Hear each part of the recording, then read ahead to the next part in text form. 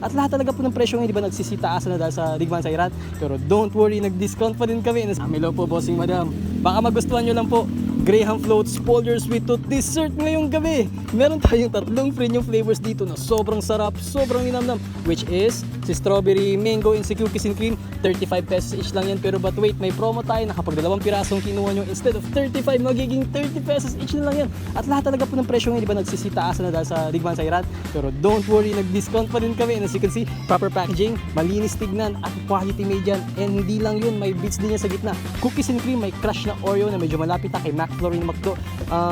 Mango, meron yung real mango na inakit ko pa nga sa third floor People's Market, hindi second floor at third floor. And si strawberry, meron po yan real sa strawberry na nahirapan kaming maghanap, pero bumalik ulit ako sa third floor People's Market para hanapin si strawberry, and I promise po sa inyo na hindi kayo madidisappoint kasi nga sobrang sarap, sobrang linamnam. Avail na po kayo, bossing madam. Saktong dessert yan ngayong gabi.